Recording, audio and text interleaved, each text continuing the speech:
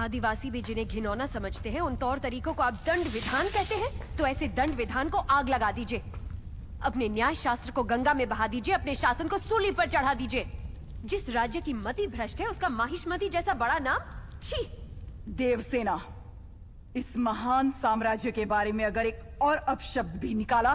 बड़ी बड़ी प्रतिमाओं और ऊंचे ऊंचे सिंहासनों से महान साम्राज्य नहीं बनता राजमाता, एक विशाल हृदय से बनता है। लगता है वो यहाँ किसी के पास नहीं है। धिक्कार है। देख लिया महाराज, आपके सामने इतनी निर्लज्जता के साथ बात कर रही हैं, तो सोचिए मेरे सामने आपके बारे में कितनी तुच्छ बातें कही होंगी। सोच के देखिए महाराज।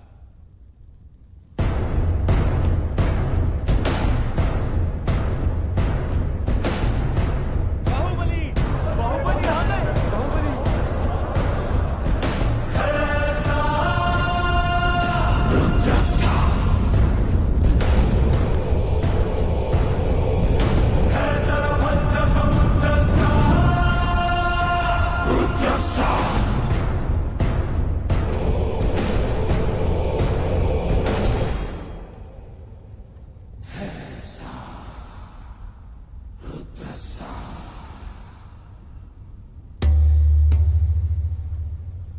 वास्तव में क्या हुआ था बताओ सेतुपति।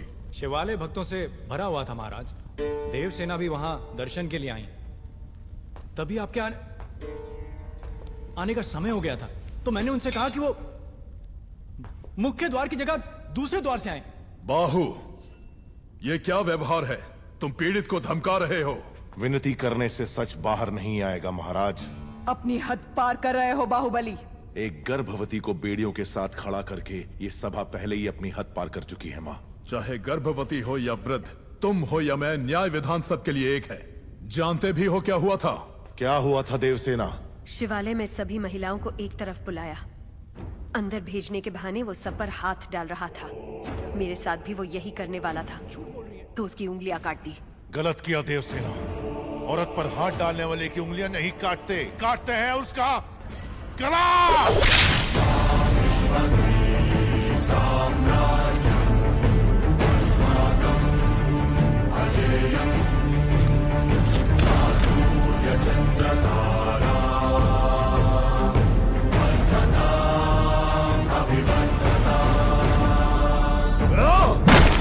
बाहुबली, ये दुस्साहस मेरी सभा में! झूठ बोला तभी सेतुपति के शब्द लड़खड़ा गए।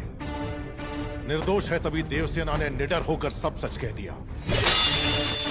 सेतुपति दोषी साबित हुआ, उसका सर कट गया। बाहुबली,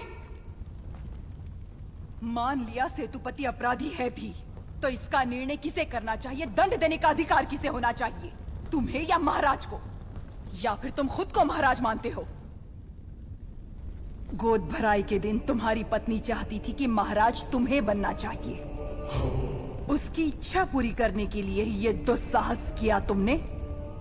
माँ, चेतावनी देने के बावजूद तुम्हारी पत्नी हमारे संविधान को अपशब्द कहती रही, हमारे महान न्याय शास्त्र को कोसती रही। उसने शब्दों से हमारा तिरस्कार किया और तुमने तलवार से। तुम दोनों ने जो किया वो है राजद्रोह। महामंत्री, इस महाअपराध का दंड क्या है बताया जाए।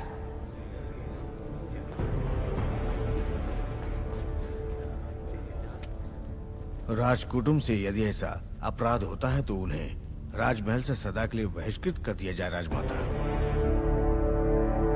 इस पर अमल किया जाए। तुम दोनों अभी, इसी क्षण, इसी स्थिति में ये राज प्रांगण छोड़कर निकल जाओ। एक ओर आपका विधान है, दूसरी ओर आपका सिखाया हुआ धर्म।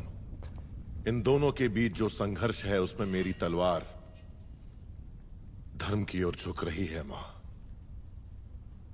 पद छीन लिया जाए या बहिष्कार कर दिया जाए, माहिष्मती की सेवा के लिए, उसकी रक्षा के लिए मैं हमेशा तैयार रहूंगा। क्या कभी अंबर से